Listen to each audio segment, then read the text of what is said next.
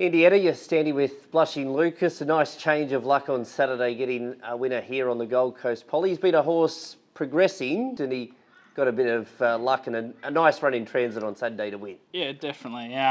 He's very progressive. He's taken a bit of time. He isn't the easiest horse to sort of get to work with, but to break the maiden third start with him after coming up, a barrier rogue, and he had a few issues with him and a couple of little bits of nasty. It's taken a bit of time, and just still did it green, but to see him sort of get a nice run in transit and get a bit of luck in running was nice to see him get the job done and done well. He looks like the further in time that he'll get, the better he'll become. Definitely. He'll step to 1900 now. I think that's probably a big key, and a key to him is just settling in the run, and he couldn't do that obviously over the 1200.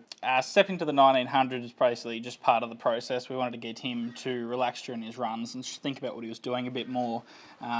He can take that a little bit longer to switch off, and whilst he is a bit young and green, he's still learning everything, and I'd say the pacifiers will probably stay on for one more start. They'll come off and we'll see a big improvement once the blinkers go back on. It's a good 24 hours. Could have been better. There was a couple of unlucky runners, but it was good to see Cosmic Serenade win at Ipswich on Friday. Definitely. Cosmic Serenade was probably a little bit unlucky the week before going to Scone. Big trip away, and it probably just felt the pinch over the 1,000 metres, but I was very confident leaving that meeting that the 800 at Ipswich the following week would suit. Just kept her fresh, backed off, kept her swimming, and once we saw the barrier draw from the 12, we were a little bit disheartened, but those races don't come around too often on that routine, so we thought we'd have a crack, and Jai Williams rode a fantastic. Got to the outside of the leader, and the time they ran home was very quick. I think she ran 32.01 home, so to see her do that and do it at this stage of the prep was good, and there's a similar race in about 2 weeks for us, so that'll be a nice little stepping stone again.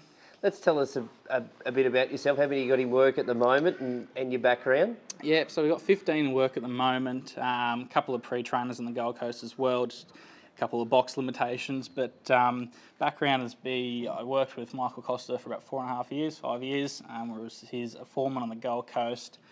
Michael got the opportunity to move to Dubai, so we stayed put, with a little child up north, so we've got roots here, and just went out on it and went out on a limb and took out a licence and grew the stable, and we've just been blessed to have so much support at the moment.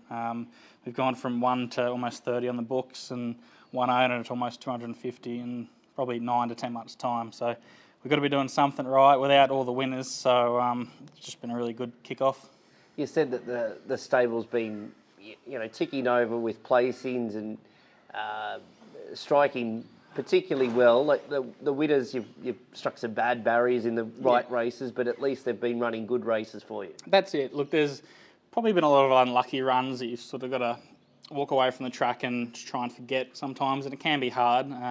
It's gotten a lot easier the bigger the stable's got, because when you've only got 1 and 2 racing, you spend the next 2 weeks until the races again, sort of harping on that last run. But now we've got a few more in and things like that. We've found the processes have increased, the routines have gotten a lot easier, and just everything seems to be flowing at the moment, and that's probably the biggest thing is consistency and routine, and the horses are running well, so that's all we can ask. Last start winner's obviously trainer's favourite at the moment. Yeah, he wasn't for a long part of the prep, I'll be honest. He can be a bit of a pest, but no, every winner's a winner in our eyes. He says barrier rogue, who me? Butter wouldn't melt in his mouth. A lot of work went into him. Big thanks also probably to Kenny and Shane, to be honest. He's had 3 trials here. He's had his 3 race starts here. They know the routine. They get back. He's a late load. He's a riderless load. They put the tape up on his near side and he walked straight in, and that was no different on Saturday. So big thank you to those guys as well. Thanks for your time this morning. Thanks, mate.